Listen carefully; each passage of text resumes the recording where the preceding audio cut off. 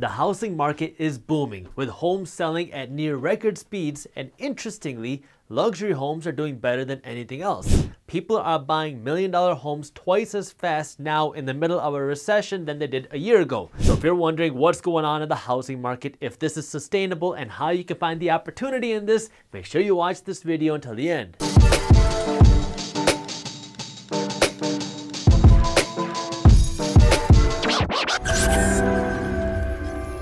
What's up, everybody? I am Jaspreet Singh from theMinorityMindset.com, and welcome to The Minority Mindset. Home prices are going up very quickly, and when you look at the numbers, you'll understand exactly why. But what's interesting is to see what kind of homes people are buying in the middle of a recession. And the numbers I'm about to tell you are from the National Association of Realtors. Home sales for properties under $100,000 are down 16% from just 1 year ago. Home sales for properties $100,000 to $250,000 are up 4.3% from just a year ago. Homes $250,000 to $500,000 are up 36% from a year ago. Sales for homes $500,000 to $750,000 are up 66% from a year ago. $750,000 to $1 million homes are up 85% from a year ago. And $1 million homes that are selling for at least $1 million, home sales for these $1 million homes are up 106% from just 1 year ago. People are buying luxury homes, which is helping push real estate prices higher, but there's a couple other factors that are also pushing real estate prices up. For one, interest rates are dirt cheap. The Federal Reserve Bank has cut interest rates to new record lows,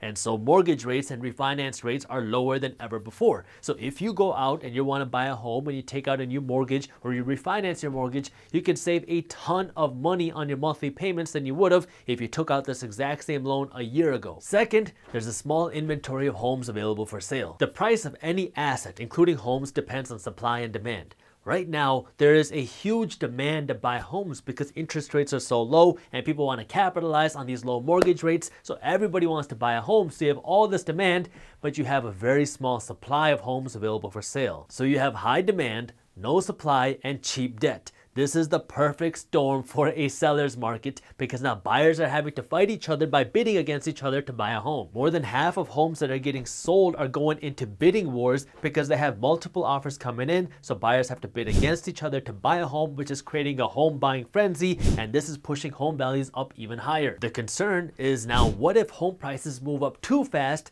and now home prices are above what people are willing to pay or can afford to pay? What happens then? I'm gonna answer that, but before I do that, I need you to do me a quick favor and smash that thumbs up button below, because the way the YouTube algorithm works, if you do not smash that thumbs up button, then YouTube is much less likely to show you and other people our financial news and education videos. Let me read you what the chief economist of the Realtors Group said.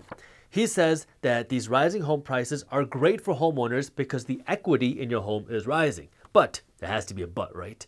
But these home prices are rising too fast. He goes on to say that economists like to see home prices climb in line with wages, but home prices are climbing much faster than wages right now. So home prices are going up way faster than income is going up. According to him, it's going to go to a choking point where first-time home buyers will not be able to afford a home. The reason first-time home buyers matter is because in a healthy housing market, first-time home buyers typically make up 35 to 40% of all home sales. Right now, first-time home buyers are only making up 31% of total home sales, so it's a little bit off, but it's not completely out of whack yet. If home prices keep going up faster than wages, eventually you get to a tipping point, or a choking point, as the chief economist said, where people just can't afford to buy a home anymore because home prices have now outpriced buyers. You can list a home for sale for what you think is fair market value, but nobody's willing to buy it. There's a few things you need to understand about this market that we're in. This is creating an amazing refinancing opportunity if you do it correctly. If you're buying a home, make sure you're only buying what you can afford. And if you're worried about the future of housing prices, look at jobs. Let me start with the first one.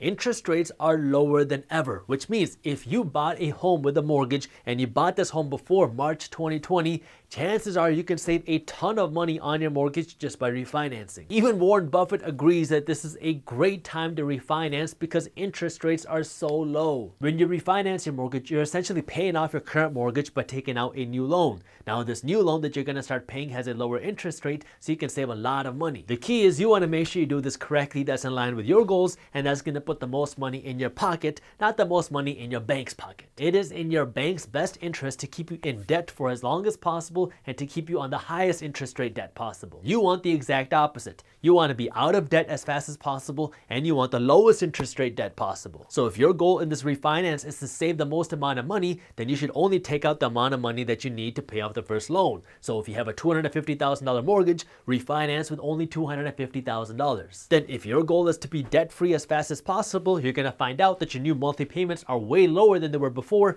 But if you keep paying what you were before, so you keep paying the higher monthly payment, you are going to be debt-free much sooner than you would before. Or you can just take out a 15-year mortgage, that way you can be debt-free sooner and get a better interest rate. When you do this correctly, you can save a ton of money on your mortgage because now you're refinancing out of this higher interest rate expensive mortgage with a new, cheaper, lower interest rate mortgage. It's not good news for your bank, but it can be great news for you. As a quick tip, make sure you're shopping around by using something like a mortgage comparison tool because some lenders are going to charge you a whole lot more than others for the exact same loan. And the following is an advertisement from our sponsor Credible, who operates a mortgage comparison website. At Credible, you can compare pre-qualified mortgage or refinance rates at no charge to you. There are multiple lenders competing on Credible's marketplace, so you can compare great rates and pick the loan option that's best for you. It's simple. You just have to go to Credible's website and enter in a few pieces of information, which just takes a few minutes, and then Credible will present you with actual pre-qualified rates from different lenders. That way you can compare. The pre-qualification process is easy. It only takes a few minutes, and checking pre-qualified rates does not affect your credit score. So if you want to learn more and see what mortgage or refinance rates you might qualify for, I got the link to where you can do that with Credible in the description below. Credible does pay minority mindset and advertising fee when you submit a pre-qualification request, and Credible Operations Inc. NMLS number 1681276 is not available in all states.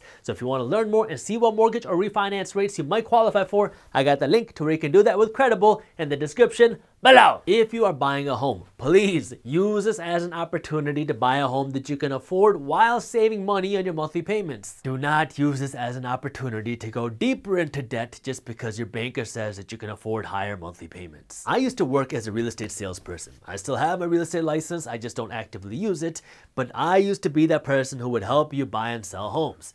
Here's a little secret about real estate salespeople. We get paid on commission. The bigger home you buy, the more commission we get. It's the same for your mortgage broker. The bigger home you buy, the bigger commission check they'll get because you have to get a bigger mortgage. Realtors and banks have a duty to you to help you find the most suitable home and mortgage there is. But practically speaking, they're going to want to find you your dream home, which is typically the biggest home you can afford, which also means they're going to get the biggest check that they can get. Now, this doesn't mean that salespeople are all evil. Okay, I know some very great real estate salespeople and some very great mortgage brokers, but you just have to understand how the game works. My real estate friends are going to hate me for saying this, but the reality is just because your realtor or your mortgage broker or your bank says you can afford something doesn't mean that you should buy it. You need to know what you're comfortable paying. Once you buy a home, your realtor and your mortgage broker are going to get their commission check and they're going to be gone, but you're going to be left with the monthly payments and the maintenance on your home. So make sure it is something that you can afford. And finally, let's talk about the future of housing prices and jobs. 1 week, the reports say that jobs are worse than expected and hiring is slowing down and the economy is very weak. The next week, the very next week, the job report says that jobs are coming back fast and this crisis is over. This is one of those things where it's just impossible to guess what's going to happen until we actually see it happen. I spent a lot of time reading what's going on in the economy,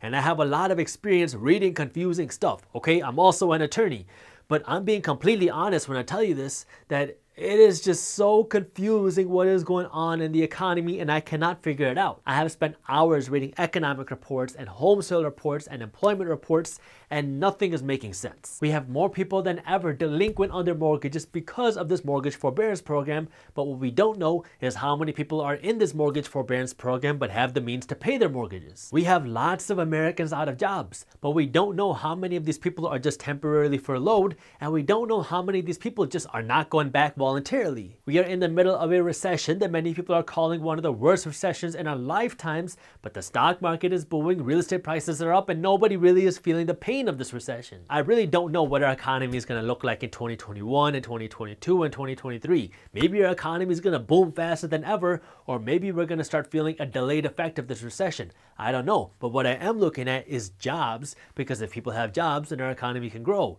If people don't have jobs, then our economy is going to struggle. It's really as simple as that, but there's just no clear data as to how jobs are actually doing because of all these kind of government intervention programs out there. Now, while I cannot predict what's going on, I can help you stay up to date on what's happening in the finance and business world because we have created the free Minority Mindset newsletter where our team first breaks down the top finance and business news, and then we show you how this news affects your wallet. That way you can be smart with your money. This newsletter is completely free, and you can subscribe to our free finance and business newsletter by clicking the link up here or by clicking the link in the description below. By the way, our financial news emails are separate from our financial education emails. Thank you for watching. If you enjoyed this video, share it with one friend. That way we can help spread the word. If you want to learn more about refinancing your mortgage, that way you can save the most money, I already made a video on this and you can watch it on YouTube by clicking this button right over here. Thank you for watching, and as always, keep hustling.